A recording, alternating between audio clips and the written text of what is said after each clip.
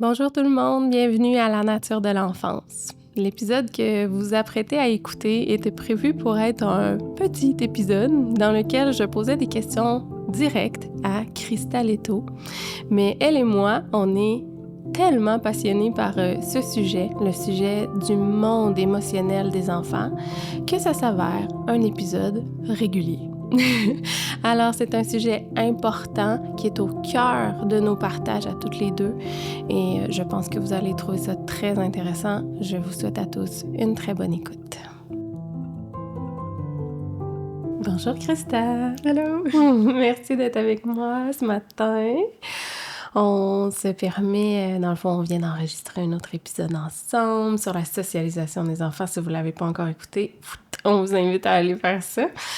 Puis là, on va y aller avec une petite formule un peu plus directe. Alors, on a établi quelques questions sur un sujet qui te tient tout particulièrement à cœur.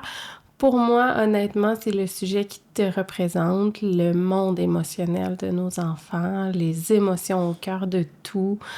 Donc, je sais que la vie va vite, puis j'avais envie qu'il y ait un petit épisode plus court avec comme plein de petits points intéressants et importants sur le monde émotionnel de nos enfants.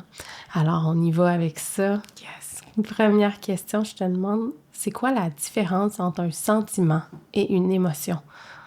Oui, c'est ça. Souvent, c'est interchangé à l'intérieur de la société actuellement. C'est-à-dire on échange le mot émotion, sentiment, on l'utilise, mais il y a une grande différence. Et je pense que plus on la comprend, plus on est capable de venir auprès et aux côtés de nos enfants aussi, faire sens de leur comportement et ainsi de suite. Donc, de façon plus concise, les émotions, elles nous arrivent.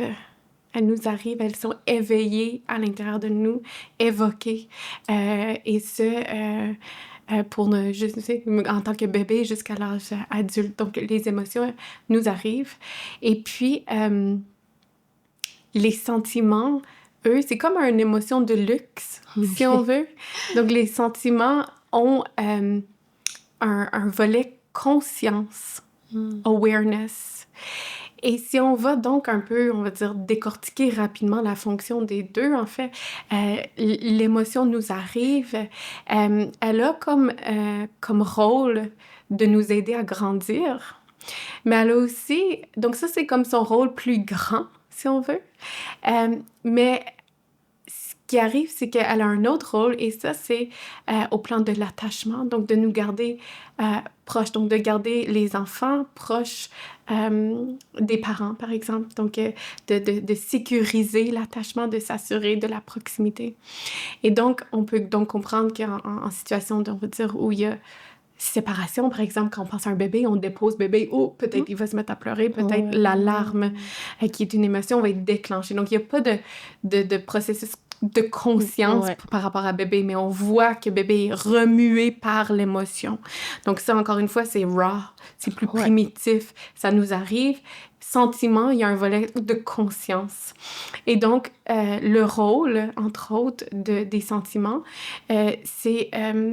en fait, ça permet aux gens d'avoir une interprétation par rapport à ce qu'ils vivent et d'avoir une démarche réflexive, si on veut, par rapport à faire sens de ce qu'ils vivent et ainsi de suite.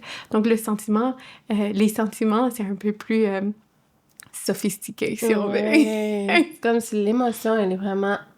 c'est une impulsion, ça monte tout seul. Je ne contrôle pas le fait qu'elle apparaisse. Exact. Puis le sentiment, c'est toute la réflexion que je vais aller déposer sur ce que je viens de ressentir à l'intérieur. Exact. Et c'est important, j'aime ça quand tu dis ce que je vais ressentir, parce que c'est pas tout le monde, puis c'est pas dans tous les moments qu'on va avoir accès à nos sentiments, même si on est remué. Donc, combien de fois, même moi, par exemple, le matin, j'utilise le même exemple souvent parce que c'est un exemple réel. L'autre jour, j'ouvre mon frigidaire et le plat de fromage feta tombe partout à terre. Et là, j'avais une énergie d'attaque. J'ai peut-être dit des mots pas... non habituels. À ne pas répéter. Exact. Et j'ai senti toute cette espèce de frustration ou d'attaque-là. Et j'étais comme, voyons, il ne s'est rien passé. Et c'est exactement ça. Quand on parle d'émotion, des fois, on a une charge à l'intérieur de nous et que ça ne veut pas nécessairement dire qu'on y a toujours accès en termes de conscience. Ah, OK, ouais. Et donc, à ce moment-là, quand j'ai sacré, puis tout ça, ben là, j'ai bien été capable de voir, et boy, je portais quelque chose en moi C'est ça. qui était même pas à ma conscience. Et donc, Ah. c'est cette nuance-là qui, pour moi, est vraiment importante. Tout le volet de conscience, cognitive feedback, et ainsi de suite. Mhm. Ouais. Génial. Puis donc, pourquoi une émotion cherche tant que ça à être exprimée? Puis pourquoi c'est important qu'on lui laisse de la place pour être Exact. exprimée? Donc, si on revient à la définition de ce qu'est une émotion et à son purpose, hein, donc à son rôle le plus important qui est de nous permettre à grandir, il faut comprendre que l'émotion est comme une énergie. Et donc, l'énergie ou les charges, quand il y a charge, il doit y avoir des charges, il doit y avoir la place à exprimer. Autrement, l'énergie peut rester stock, peut rester pris, peut rester bloqué, peut-être dans les bons français. Et donc, lorsque l'émotion reste prise ou bloquée, ben, elle ne peut pas faire son travail pleinement, qui est celui d'amener nos enfants ou nous-mêmes vers une place de croissance. Ouais. C'est fou quand même à quel point on a tassé le monde émotionnel. J'ai dit que on posait des questions pour aller vite, mais bon. On tasse le monde émotionnel depuis tant de temps, mais à la base, c'est ce qui nous mouvoie, les émotions. C'est tout ce qui nous habite puis qui nous pousse à agir, à prendre des décisions, à réagir.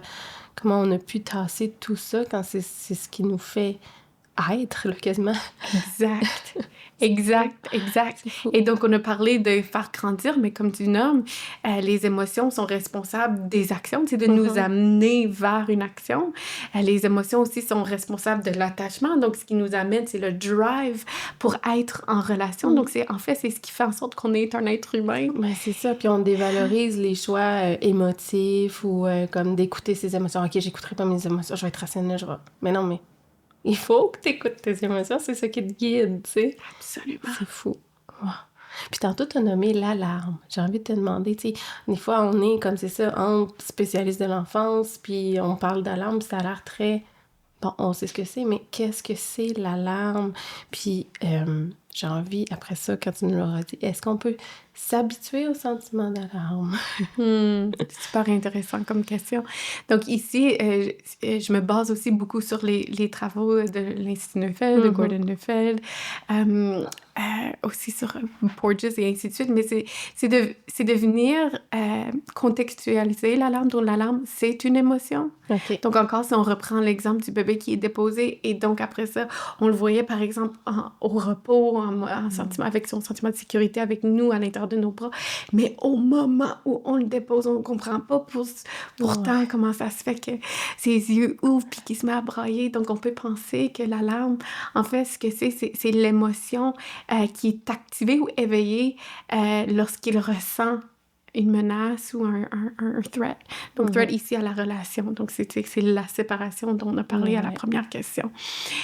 L'alarme a une raison aussi d'être. Donc, c'est de nous amener vers la prudence. L'alarme, c'est ce feeling-là. Si on amène une conscience autour de ça, ben, c'est vraiment le sentiment d'être aussi unease, tu sais, l'espèce de oh, il y a quelque chose qui ne fonctionne pas, ou tu sais, c'est ça. Donc, bref, l'alarme, c'est une émotion, mais comme je dis, on peut quand même avoir une conscience attachée. Donc, à la base, il y a certains moments où on peut voir des comportements d'alarme chez nos enfants.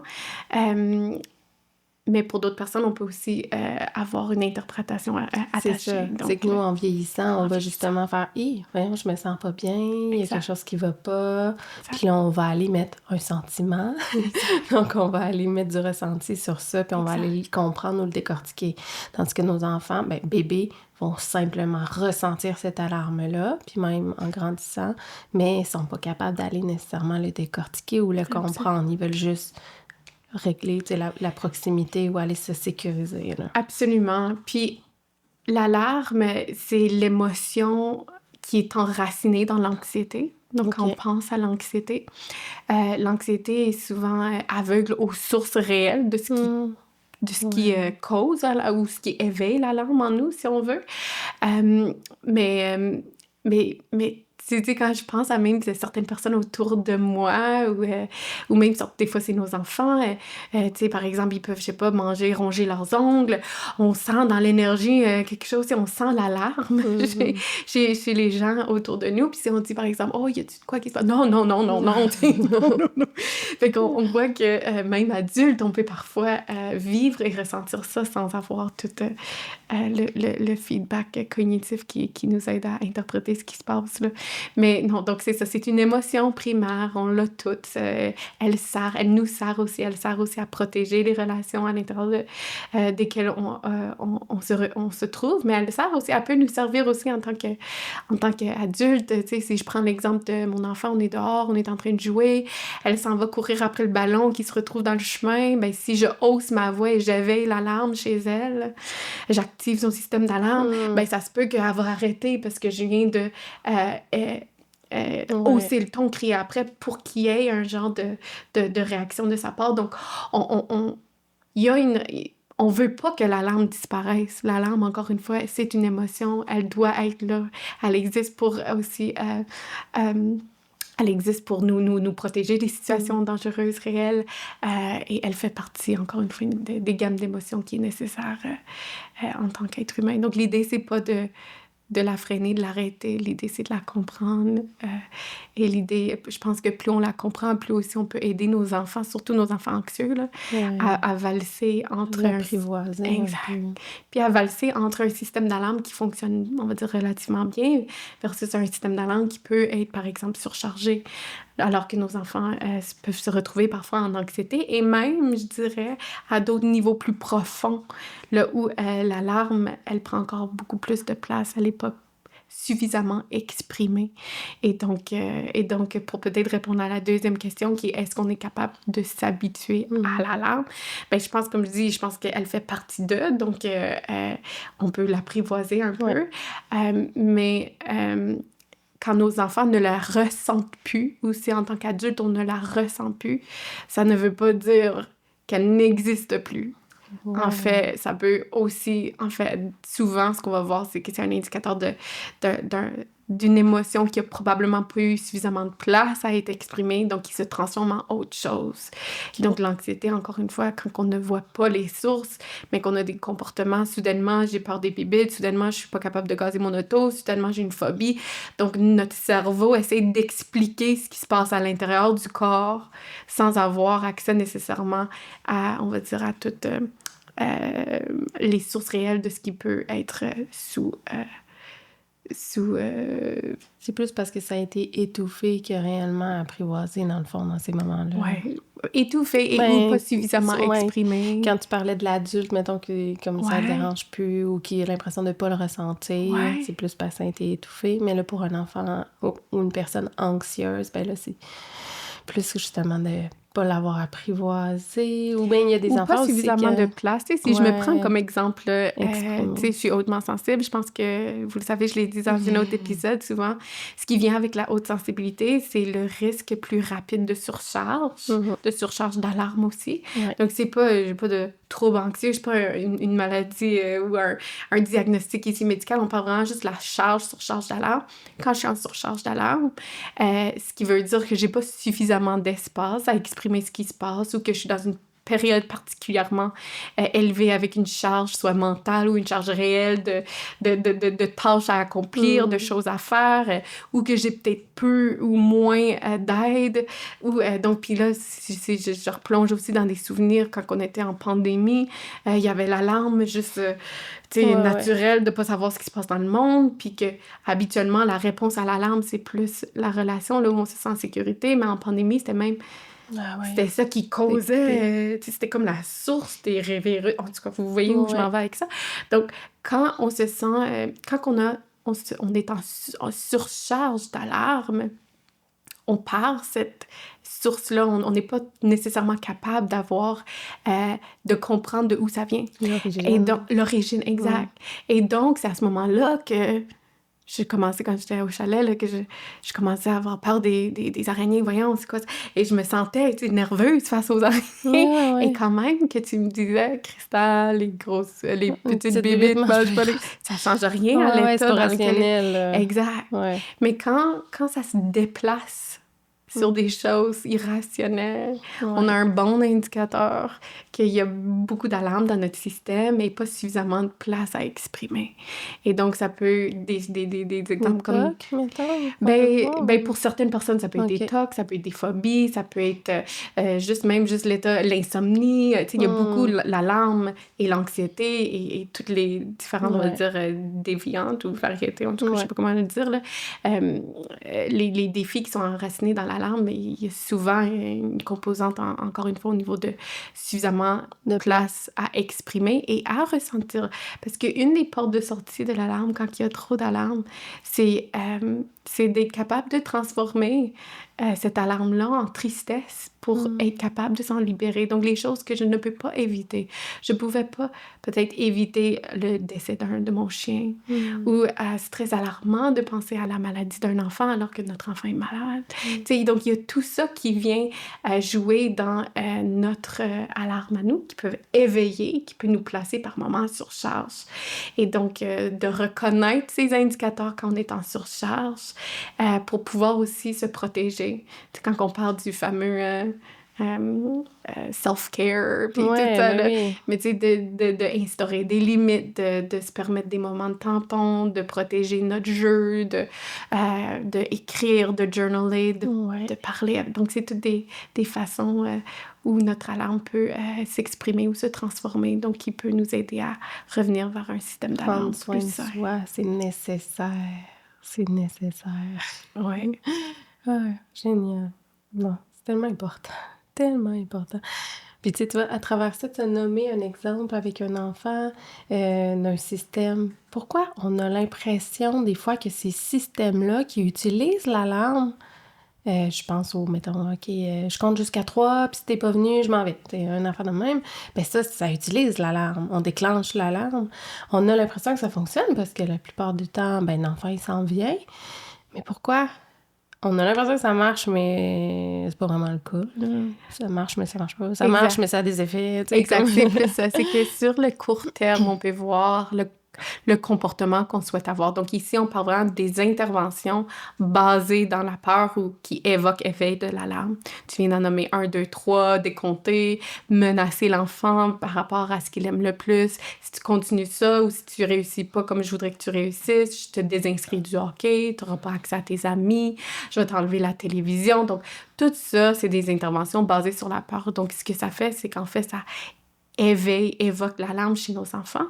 Donc, pour beaucoup d'enfants, sur le coup, on peut voir une espèce de conformité par rapport à notre règle. Donc, la peur peut amener une genre de conformité momentanée, si on veut, donc dans la situation. Mais l'effet pervers, c'est que quand on pèse sur les boutons émotionnels de nos enfants, ça ressort par la suite parce que les émotions ont besoin d'être exprimées. Voilà. Hein? Donc, si on revient à notre loi première.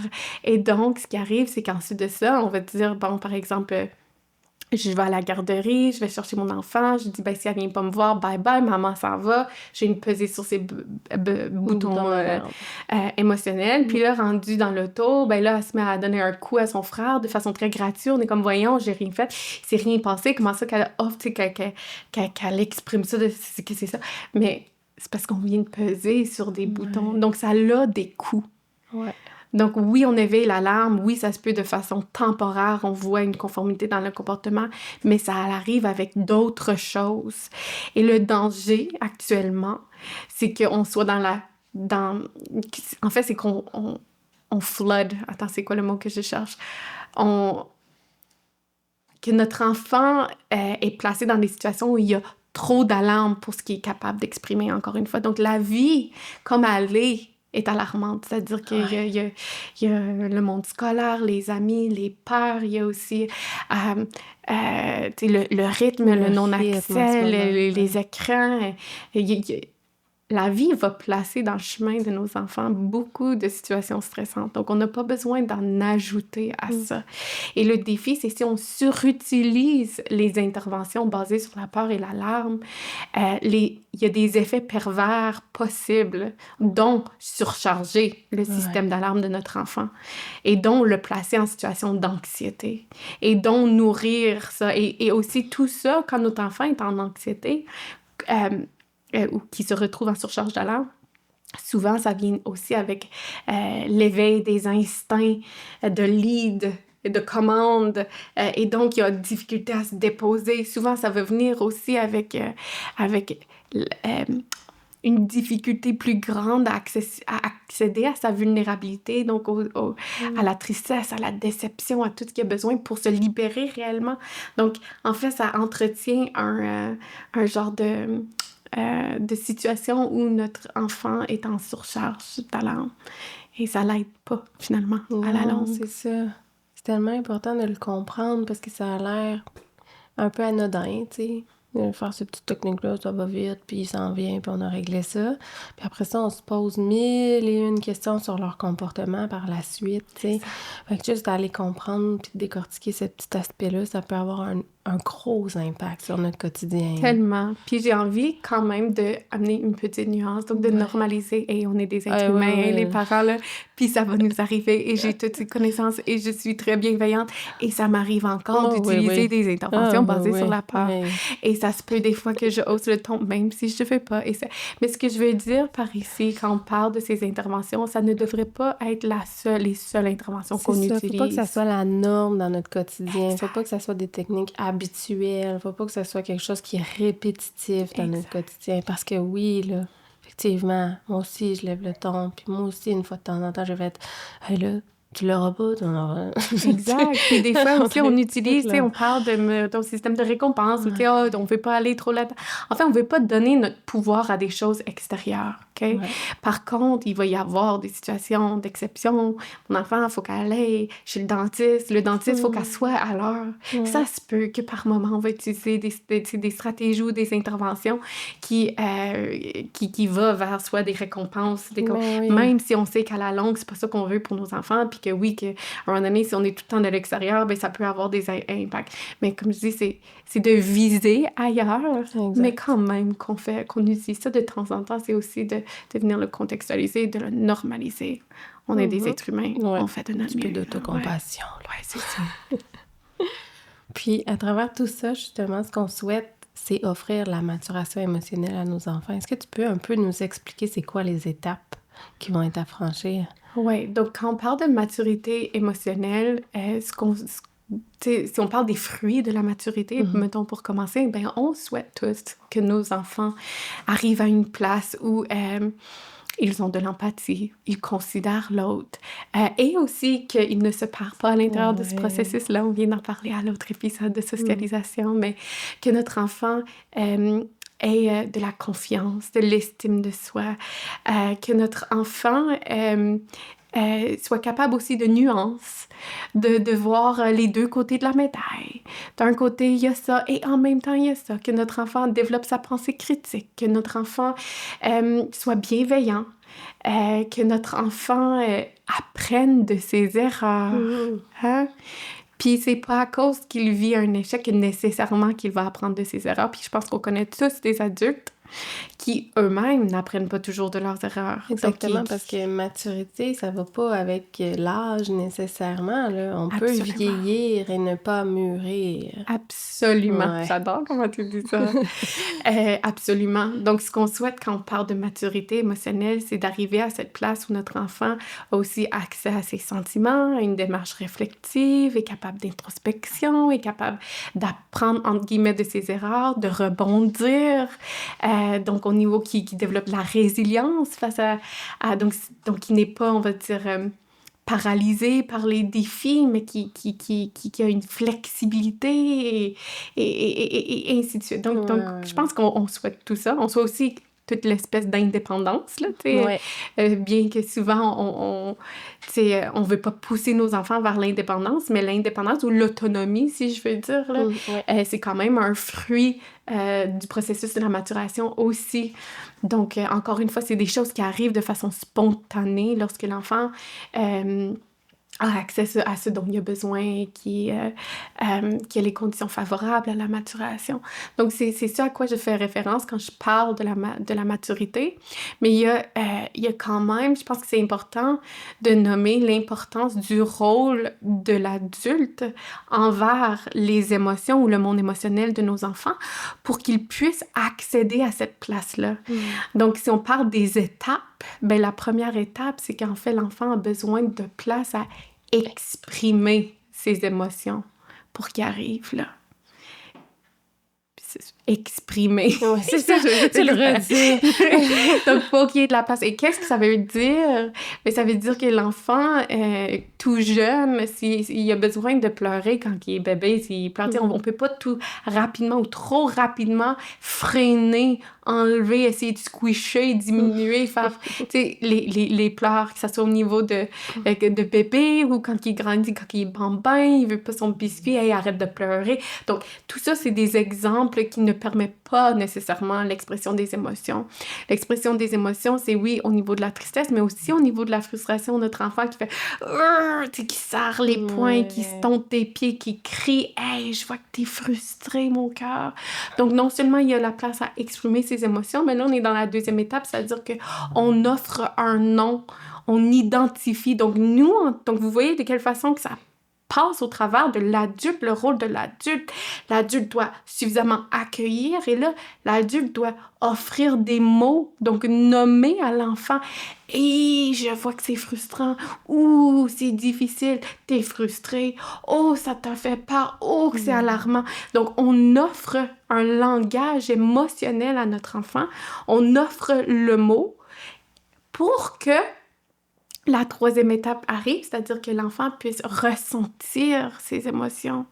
Donc, c'est de par les mots qu'on offre à notre enfant que l'enfant va pouvoir, avec le temps, d'accéder à ses sentiments. Donc, c'est-à-dire d'avoir l'espèce de je sais pas si c'est résonance cognitive, là, mais l'espèce de awareness ou de la capacité à ressentir ce qui se passe à l'intérieur de lui. Donc, ça passe d'abord et avant tout par l'adulte. Nommer, c'est-à-dire exprimer. L'enfant exprime, on laisse la place à exprimer. Ensuite, on nomme, on identifie le mot à l'état de notre enfant pour qu'il puisse le ressentir. Et ensuite de ça vient l'étape de mélanger. Donc, les sentiments mitigés, d'un côté, j'ai ça, de l'autre côté. Et ensuite, c'est la capacité réflexive et d'introspection. Mais quand on pense à ce qui se passe des fois, soit dans nos familles ou dans les écoles ou dans les... Va réfléchir. On leur donne une feuille. C'est une feuille de réflexion. Mais la feuille de réflexion pour notre enfant qui va toujours ou qui se met toujours dans des situations difficiles avec les amis ou qui est tout le temps en train de se mettre dans le trouble, peut-être qu'il n'est pas là au niveau de la réflexion. Peut-être qu'on doit recommencer un peu plus bas à l'intérieur des étapes de comment est-ce que nous, notre rôle devient vraiment important dans l'accompagnement de cet élève-là, de cet enfant-là, puisque ça se peut que cette feuille de réflexion-là il n'est pas en mesure de la faire. Il faut ramener plus bas, là. Exact, ne sert pas. Et ça, en plus de ne pas servir...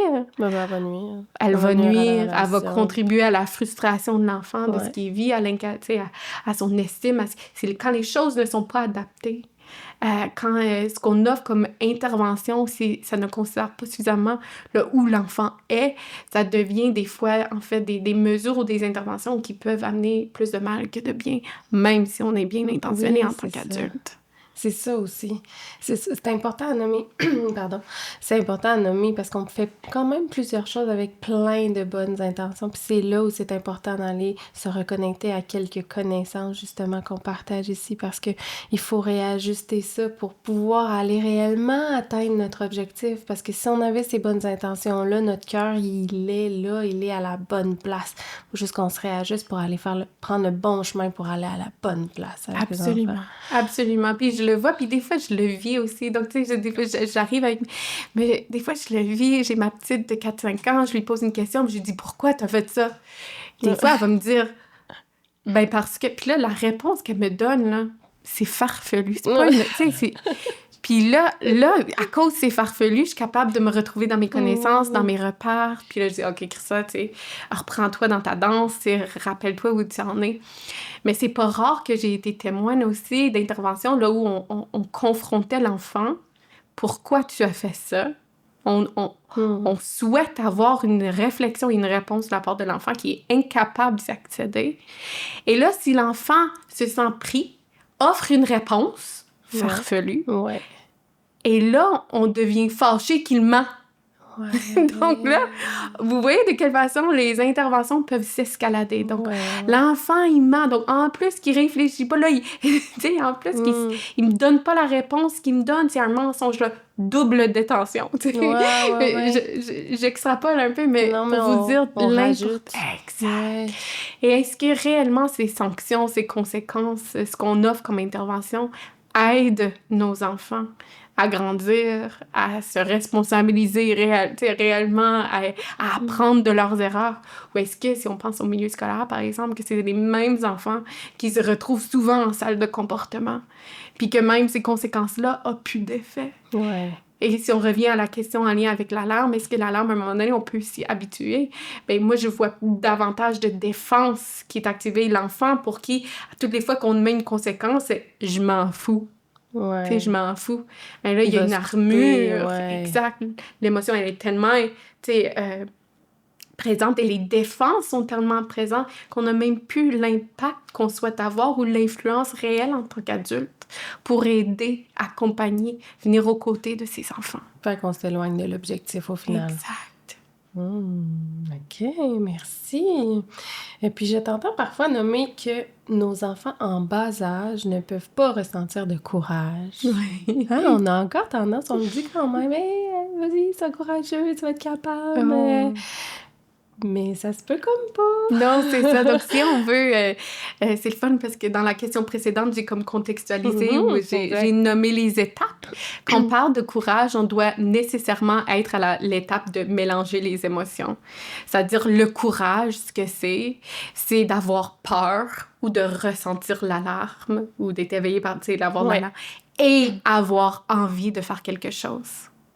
Donc, c'est deux émotions, deux pensées en même temps. Donc, par exemple, d'offrir une conférence. Si j'offre une conférence, moi, de me positionner en avant beaucoup de personnes et ouvrir mon cœur et ma tête, c'est alarmant pour moi. C'est alarmant pour moi. D'autres personnes, il y a des gens pour qui c'est moins alarmant, mais pour moi, c'est alarmant. Mais d'avoir envie de partager, d'avoir envie de contribuer, d'être missionné, de souhaiter que tout ça se rende au plus de gens qui souhaitent ou qui sont réceptifs à l'avoir, ça nourrit mon désir, ça nourrit mon courage. Donc, ça me permet d'y aller même si ça fait pas en sorte que mon alarme n'est pas là. Non, souvent, après mes conférences... il y a des petites peurs qui sortent, je sens toute l'émotion et en même temps, c'est ça le courage. Mais quand on parle d'un enfant de 3 ans qui dit « je vais vraiment aller faire du ski », parce que j'ai un cas en tête, là, j'ai un exemple dans mes débuts, le papa est venu me voir puis il me dit « je comprends pas, moi je vais vraiment instaurer la persévérance chez mon enfant, c'est super important, c'est une valeur familiale que je veux instaurer. » Donc, c'était très beau, c'était très bienveillant, c'était très bien intentionné. Mais il dit, je sais plus quoi faire. Parce qu'elle me dit qu'elle a envie de faire du ski. On y amène sur le top de la montagne et là, elle veut plus rien savoir de descendre. Qu'est-ce que je fais? Est-ce que je l'encourage dans sa persévérance? Et ici, on parlait d'un enfant qui aussi, on peut le dire, là, était quand même alarmé, qui, des fois, allait vers l'anxiété. Donc, quand on est dans l'anxiété, on veut ramener nos enfants dans une place où ils sont moins chargés. Et si on pousse notre enfant en bas âge, qui n'a pas accès à son courage, si on le pousse dans une situation qui est uniquement alarmée. Parce que soit elle peut se sentir alarmée, soit elle peut se sentir complètement excitée par y aller. Ouais. Mais c'est pas les deux en même temps. Donc, d'où elle ouvre ses grands yeux, puis elle dit, je veux y aller. Puis quand elle est au top, non, je veux pas y aller. C'est ça. Et donc, une chose à la fois. Une chose à la fois. Et donc, si elle est au top et elle veut pas y aller et on l'oblige à y aller, l'expérience va être alarmante. Donc, on continue en fait, elle va... elle va associer tout l'événement à l'alarme? Ben, ça veut pas ce que ça veut dire, ça va être éveillé. Okay. L'alarme va être éveillée, ça part pas. Là. Tu sais, c'est pas soudainement être courageuse en plein milieu de pente de ski. Par contre, je veux dire, ce qui est important de comprendre pareil, c'est qu'il y a des enfants pour qui, mettons, ils veulent pas aller à la natation, ils veulent pas, mais une fois qu'ils sont rendus là, la natation, l'activité devient un jeu, puis c'est libérateur. Donc, c'est pas aussi coupé au couteau que ça, là, mais pour l'exemple de ski, si on pousse alors que l'enfant, c'est que l'enfant va continuer à ressentir l'alarme. Donc, ça peut contribuer à la surcharge d'alarme. Okay. Donc, pour un enfant, encore une fois, ici, on contextualise, un enfant qui est en surcharge déjà, qui vit de l'anxiété, qui a peut-être des tics, des tocs, des peurs, des phobies, ben de la placer dans une situation-là, puis de vouloir qu'elle soit persévérante, ben c'est pas ça qui arrive réellement. Ça, ouais. En fait, c'est un enfant qui vit beaucoup d'alarmes, qui va en vivre plus. OK. Donc, c'est pas une porte de sortie réelle quand on parle de courage, puis c'est de pas... forcer, c'est pas ce qui va mener à du courage éventuel. Non, c'est ça. Par contre, comme je dis, dans d'autres situations, quand on connaît notre enfant, on sait que peut-être que dans une piscine, dans ce contexte-là, ça peut être libérateur. Donc, en tant que parent, on doit guider notre enfant à l'intérieur des différentes activités en comprenant où il est au plan de son alarme, son système d'alarme, et en comprenant ce qu'on souhaite faire avec notre... Est-ce qu'on souhaite justement le ramener vers un état où il y a moins d'alarme, ou est-ce que pour l'instant, il va super bien, il peut en prendre un peu plus, c'est une expérience nouvelle, puis peut-être il va découvrir quelque chose qu'il aime. Donc, c'est ça dépend. De juger ce qu'il est capable de tolérer au niveau de l'alarme en l'accompagnant, probablement en validant justement, c'est correct, c'est normal que tu aies peur, rendu là-bas, fais-moi confiance, ça va bien aller, je sais que tu vas avoir du plaisir, dépose-toi auprès de moi, là. Exact. Suis-moi, fais-moi confiance, ça va bien aller, puis... Mais c'est ça, en haut de la piste de ski, ça se peut que ça soit quand même trop pour notre enfant, mais mettons la piscine, on a confiance que ça va être correct, puis qu'elle va rester avec nous. Exact. Là, on y va, tu sais. Puis même, tu sais, j'ai envie d'amener un autre exemple d'un enfant, par exemple, de 6 ans qui ne veut pas aller à l'école. Tu sais, ben l'idée, c'est pas de dire, bon, ben c'est alarmant, puis là, c'est comme ça va juste être alarmant, on fait plus rien, faut absolument qu'il revienne à la maison. Tu sais, j'ai un cas en tête. Si pour la maman, l'école, c'est nécessaire, c'est la place où l'enfant doit aller, ben il y a d'autres moyens de venir aider, sécuriser l'enfant à l'école ou dans le milieu scolaire. Il y a d'autres moyens d'utiliser les autres grandes personnes pour venir pallier, pour venir développer des relations sécurisantes là où l'enfant peut se sentir davantage en sécurité, même s'il n'a pas accès à son courage. Mais la posture du parent en compte pour beaucoup. Ouais, c'est ça. Et il faut comprendre que toutes les stratégies qu'on va mettre en place n'est pas celui de dire je sais que je sais que ça t'alarme et en même temps, je sais que t'as vraiment envie d'aller à l'école. Tu sais, ça sera pas celle-là. Ouais, non, c'est ça. C'est pas parce que notre enfant n'a pas accès, tu sais, ou, tu sais, dans cette situation-là. Le sentiment mitigé, il n'est pas accessible, là. Donc, en absence de sentiments mitigés, je pense que pour boucler ça, en absence de sentiments mitigés, on ne peut pas utiliser le courage ou, comment je veux dire, nourrir le courage. Ou, tu sais, ce qu'on fait, on nourrit pas le courage dans ce genre d'intervention-là. Souvent, c'est qu'on augmente l'alarme. Non, c'est ça. Puis l'inverse de l'alarme, mettons, j'ai envie de te demander, qu'est-ce que, pour toi, rapidement, le repos émotionnel, justement? Oui, donc dans le fond... Parce qu'on dirait que j'ai envie de l'opposer, là. Oui, c'est ça. L'inverse, ça serait un peu d'être dans une situation de repos émotionnel. Repos émotionnel, sentiment de sécurité. Les deux iraient, tu sais, dépendamment de quel théoricien on parle. Mais ouais, le repos émotionnel, c'est vraiment d'être sous la charge, prise en charge, sous les soins à l'intérieur d'une relation sécurisante. Le sentiment de sécurité, c'est ça aussi, c'est de se sentir apaisé. Et ce sentiment de sécurité-là existe à l'intérieur d'une relation avec un adulte en charge. C'est correct. Pas de problème. Mais l'idée aussi, si on veut venir imager à quoi ça peut ressembler, souvent, je vais utiliser un exemple personnel de quand j'allais chez mes grands-parents quand j'étais jeune, les buffets.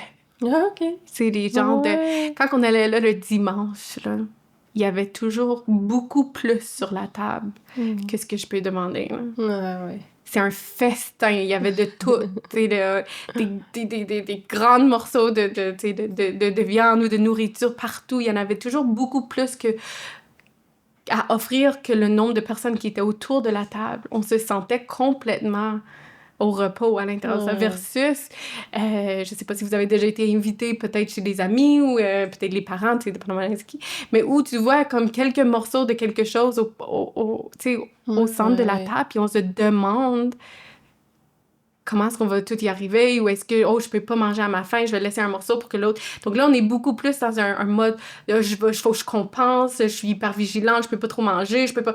Donc c'est l'opposé d'être au sentiment de repas, tu sais, au Puis on le voit vraiment souvent, en plus, avec la nourriture. Il y a vraiment un effet à ça, moi, je le vois.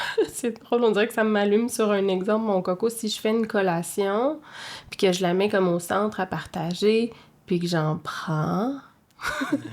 Tout de suite, je le vois faire comme « OK, maman, tu sais, le reste, c'est pour moi, tu sais. Fait que là, je sens que pour lui, il a peur d'en manquer, même si l'assiette est énorme. Là, tu sais, je le sens que pour lui, ben, il y a l'alarme qui vient facilement aussi. Mais donc, souvent, à ce moment-là, tu sais, je vais prendre le temps de lui dire « Il me reste de tout. Je peux refaire une deuxième assiette. Regarde, les choses sont encore sur le comptoir. On peut partager, il y en a assez. C'est sûr qu'on n'en manquera pas. » Tu sais, je vais comme aller nommer qu'il reste, là, puis qu'on manquera rien, parce que sinon, il va avoir l'instinct de... Exact. S'en garder un petit peu plus, là, tu sais. C'est tellement beau ce que tu nommes, puis c'est le même parallèle d'une façon... Donc, c'est une autre forme de générosité dans l'offre. Donc, quand je parlais de mes grands-parents, c'était généreux, là. Il y en avait plus que ce que je peux demander. Ouais. Dans ce que tu nommes, c'est la même chose. Tu amènes la générosité dans l'offre. Et mon coco, je peux même te faire un deuxième plat. Même si on sait que ça veut pas dire qu'ils vont y aller. Mais non. Même si on sait que probablement... Il finit même pas en première, là. Exact. Donc, ça vient juste offrir plus que ce qu'il est demandé. Donc ça reflète aussi la posture du parent. La posture du parent doit être dans ce lead-là, dans cette offre-là, dans cette protection pourvoyeur-là. Et c'est à partir de cette relation-là que l'enfant est plus capable de se déposer et accéder à son sentiment de repos émotionnel ou de sentiment de sécurité. Ouais. Merci. Ce sujet-là, moi, je l'ai approfondi aussi dans un épisode en solo. Fait qu'il y a un petit épisode juste sur le repos émotionnel qui dure une dizaine de 10-15 minutes. Si vous avez envie, si c'est un sujet qui vous a intéressé, là, allez écouter ça. Ça va être intéressant pour vous. Puis, ben, j'ai envie de finir en te demandant, en ce moment, tu penses que nos enfants, ils ont besoin de quoi dans leur monde émotionnel? Qu'est-ce que tu perçois? Qu'est-ce qu'on devrait leur offrir de plus? De moins? Des fois, c'est ça aussi. Ça passe par moins, ça passe par enlever. Je sais pas, y a-t-il quelque chose que tu as envie de nommer ici pour conclure? Je pense que s'il fallait que je nomme une chose, c'est que les enfants ont besoin que les adultes le voient et le comprennent plus. Donc, que les adultes voient et protègent leur monde émotionnel. Arrêter de banaliser ou de tasser ou d'éteindre. Prendre le temps. Ouais. C'est la base de tellement de choses, avoir un monde émotionnel sain. Puis ça passe, tu sais, ça part au travers de la relation qu'ils ont avec l'adulte. Donc, plus on comprend, plus on protège, bien, plus nos enfants vont aussi avoir accès à ce dont ils ont besoin pour avoir une bonne santé émotionnelle. Exact. C'est tellement un investissement à long terme. C'est un des plus beaux cadeaux qu'on peut leur faire. Bon. Merci beaucoup, Christelle. Merci.